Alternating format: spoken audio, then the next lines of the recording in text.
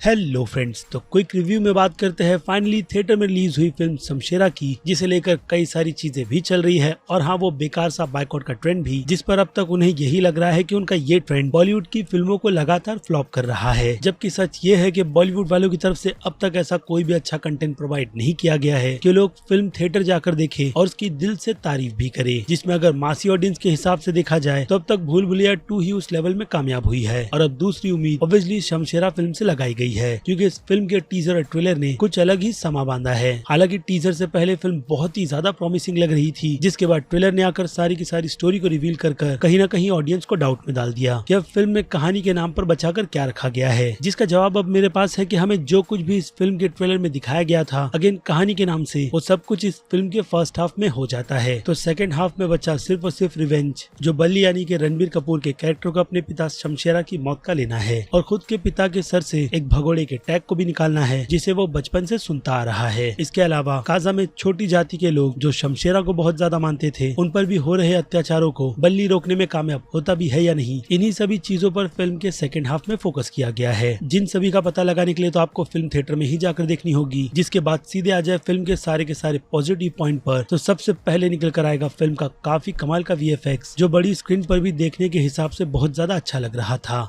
इसके अलावा फिल्म की सेट डिजाइनिंग से लेकर फोटो सिनेमेटोग्राफी भी बहुत ज्यादा कमाल की है, जो हमें डायरेक्शन के नाम पर बहुत ही अच्छे विजुअल्स दिखाती है। लेकिन कलर करेक्शन के मामले में फिल्म कहीं ना कहीं बहुत ही ज्यादा पीली हो चुकी है, यानी कि येलो, जिस कलर टोन पर आगे मैं और फिल्म में इसी टाइप पर बनती हुई देखना नहीं चाहूंगा। और बात करें फिल्म के BGM की, तो वो बहुत ही कमाल के है, जो डेफिनेटली हमें गूज़बम्प देने का काम करते हैं। और उसके बाद बात करें परफॉर्मेंस की, तो नो डाउट की पूरी फिल्म रणबीर कपूर के कैरेक्टर बल्ली पर ही ज्यादा फोकस करती है। लेकिन जितना भी स्क्रीन टाइम उनके दूसरे कैरेक्टर यानी कि शमशेरा के रोल को भी दिया गया है, वो भी ठीक ठाक सा है, जिन सभी में वो अपनी नेचुरल सी परफॉर्मेंस करते हुए नजर आते हैं। क्योंकि फिल्म के पूरे फर्स्ट हाफ में अगेन ट्रेलर के अकॉर्डिंग उन्हें बस मस्ती ही करनी है, जो वो हमें करते हुए नजर आते हैं। यानी फिल्म के पूरे फर्स्ट हाफ में ये फिल्म हमें कहानी से हटकर कैरेक्टर से खेलती हुई नजर आती है, जिसमें अगेन रणबीर कपूर कहीं पर बहुत ही ज्यादा कमाल तो कहीं थोड़ा बहुत डिसअपॉइंट करते हुए नजर आते हैं। जिसके बाद आ जाए सीधे शुद्धि सिंह यानी कि संजय दत्त के कैरेक्टर पर, तो वो अपने इस रोल को लेकर बहुत ही ज्यादा एंजॉय कर रहे थे। जो चीज आपको स्क्रीन पर भी नजर आती है कि संजय दत्त खुलकर अपने कैरेक्टर में किसी भी तरीके की कमी नहीं रखना चाहते, यानी कहीं उनके डार्क शेड्स हैं तो कहीं लाइट भी, जो अगेन उनके कैरेक्टर पर सूट करते हैं। लेकिन कैरेक्टर का मोटिव फिल्म की एक डिसअपॉइंटमेंट ही है, जो मुझे क्या शायद से मेकर्स तक को नहीं पता था कि इस कैरेक्टर को डेवलपमेंट के नाम पर बैक स्टोरी में क्या दिखाना है, जो कि अगेन फिल्म से पूरी तरीके से मिसिंग थी। इसके अलावा बात करें वानी कपूर के कैरेक्टर की, तो वो पूरे ट्रेलर में ही मिसमैच लग रही थी इस फिल्म के टाइम पीरियड के हिसाब से। तो वैसा ही कुछ उनके कैरेक्टर को भी लेकर पूरी फिल्म में आपको होता हुआ नजर आता है। यानी कि उनके पॉइंट्स जो सॉन्ग के माध्यम से फिल्म में डाले गए हैं, वो फर्स्ट हाफ तक तो ठीक ठाक से लगते हैं कि चलो बॉलीवुड से लेकर साउथ इंडस्ट्री तक की फिल्मों में गानों को ऐसी ही जगह दी जाती है। लेकिन सेकंड हाफ में आकर ये गाने डेफिनेटली स्पीड ब्रेकर का काम करते हैं, क्योंकि अच्छे मोमेंट्स और एक्शन के बाद लोग काफी ज्यादा चार्ज हो जाते हैं और उन्हें उसी चार्जिंग पॉइंट के साथ आगे भी फिल्में देखना पसंद होती है। लेकिन उस पर ब्रेक लगाने का काम फिल्म के गाने जिस तरीके से करते हैं, वो डेफिनेटली आपका मूड खराब कर देंगे। और अब जबकि नेगेटिविटी की बात हो ही रही है, तो फिल्म की सबसे बड़ी डिसअपॉइंटमेंट है इस फिल्म की एडिटिंग, जो इस बहुत ही सिंपल सी स्टोरी को काफी लंबा खींचकर आपको कहीं ना कहीं बोर कर देती है। यानी अगर देखा जाए तो फिल्म में अगर डायरेक्टर ने अपनी प्रेजेंटेशन बहुत ही अच्छी तरीके से दी है, तो उस प्रेजेंटेशन को पूरी तरीके से खराब करने का काम फिल्म की एडिटिंग करती है, जो लगभग इस फिल्म को 2 घंटे 40 मिनट के आसपास खींच ले गई। लेकिन अगर उसी एडिटिंग को काफी ज्यादा ढंग के साथ 2 घंटे 10 या फिर 15 मिनट का रखा जाता, तो फिर ये फिल्म बहुत ही ज्यादा फास्ट पेस की बनती। क्योंकि फर्स्ट हाफ में इंटरवल होता नहीं, और जब होता है तो उसके बाद लोग फिल्म को स्टोरी के हिसाब से अच्छे एंड पर होता हुआ देखना चाहते हैं, जिसमें भी ये फिल्म अच्छा खासा टाइम लगा देती है। और जब उसका पे ऑफ का टाइम आता है, यानी कि एंड की बैटल का, तो वो बस स्क्रीन पर आती है, अपना काम कर सिंपली चली जाती है। यानी कि इस फिल्म का ग्राफ शुरुआत में स्लो और अंत में बिल्कुल ऊपर की तरफ नहीं जाता है, बल्कि ये चीज हमारी सांसों की तरह काम करती है, जो कभी हवा भरती है तो कभी निकालने का काम करती है। यानी पूरी फिल्म को देखकर बस आप यही कहोगे कि ये फिल्म एक काफी एवरेज सी टाइम पास सी फिल्म थी, जिसका फर्स्ट हाफ कुछ लोगों को पसंद आएगा तो कुछ लोगों को बिल्कुल भी नहीं। और ऐसा ही कुछ फिल्म के सेकंड हाफ में है, जिसमें मुझे फिल्म का पर्सनली सेकंड हाफ ठीक ठाक सा लगा, लेकिन फर्स्ट हाफ इतना भी ज्यादा अच्छा नहीं कि उस पर बैठकर मैं आपको काफी लंबी अच्छी खासी डिटेल दूं। यानी अगर देखा जाए तो एक अच्छे कंटेंट को सिर्फ और सिर्फ एडिटिंग के ही नाम पर पूरी तरीके से बर्बाद कर दिया गया है। बाकी रही बात कॉपी की, तो आजकल के लोग जो अभी साउथ की फिल्मों को देखकर बहुत ही ज्यादा उछलने लगे हैं, यही कहते हुए कि बॉलीवुड में कुछ भी अच्छा बनाया नहीं जा सकता, तो ये लोग बस वही है जो साउथ के कचरे को भी देखकर उसे अच्छी फिल्म कहते हैं। लेकिन इस मामले में शमशेरा कहीं ना कहीं स्कोर तो करती हुई नजर आती ही है, जिसे जैसे कि मैंने कहा, अगर आप अपने काफी खाली समय में देखो देखोगे तो टाइम पास के हिसाब से ये फिल्म ठीक ठाक है, लेकिन याद रहे इतनी भी ज्यादा ग्रेट नहीं। जिस पर अगर बात की जाए तो ये फिल्म अगर आज से 3 साल पहले आती तो नो डाउट उस टाइम पीरियड और माहौल के हिसाब से लोग इस फिल्म को बहुत ही ज्यादा अप्रिशिएट करते। लेकिन लॉकडाउन के चलते चीजें बदली है, जिसका असर तो आपको अब इस फिल्म पर भी देखने के लिए मिलेगा कि लोग इस तरीके के कंटेंट को अगर थिएटर में जाकर देखना चाहते हैं तो उसकी पेस बहुत ही अच्छी होनी चाहिए। यानी फिल्म की पकड़ जो कहीं ना कहीं इसकी एडिटिंग के हिसाब से बहुत ही ज्यादा वीक पड़ गई। हालांकि कहानी भी इतनी ज्यादा एक्स्ट्राऑर्डिनरी नहीं है, जिस बारे में ऑलरेडी मैं इस वीडियो में बात कर चुका हूँ। और इसके अलावा बाकी दूसरे एक्टर्स की परफॉर्मेंस की बात करें तो उन सभी को फिल्म में बस फिलिंग द ब्लैंक्स के हिसाब से लिया गया है, जिनका काम बस फिल्म की लेंथ को बढ़ाना है। इसके अलावा फिल्म में जितने भी इमोशनल भी एंगल डाले गए हैं वो सब भी हमें फील नहीं होते और ना ही कैरेक्टर की डेवलपमेंट, जिस कारण से आप फिल्म में किसी भी एक्टर तक से कनेक्ट नहीं होगे। लेकिन बस फिल्म की वो परफॉर्मेंस ही है जिसके चलते आप इस पूरी फिल्म को थिएटर में वन टाइम वॉच के हिसाब से देख लोगे या फिर आपकी जबान में झेल लोगे। जिनसे हटकर अब सीधे आ जाए फिल्म की रेटिंग पर, तो मैं फिल्म को सिंपली बी की कैटेगरी में रखूंगा, क्योंकि मेरी नजर में ये फिल्म बस एक ठीक ठाक सी टाइम पास सी फिल्म है, जिसका मजा थिएटर में ही आएगा फिल्म के काफी अच्छे विजुअल की वजह से। बाकी रही बात बाकी दूसरे क्रिटिक्स की, तो यशराज वाले कभी भी क्रिटिक्स को बिल्कुल भी फिल्म स्क्रीन कर नहीं दिखाते, जिसका इफेक्ट अब आपको इस फिल्म के रिव्यू पर भी उनकी तरफ से देखने के लिए मिल जाएगा। बाकी अब इस वीडियो में इतना ही। बाकी मैं हूँ अजीज, मिलूंगा आपसे जल्द ही दूसरी किसी वीडियो में। Till then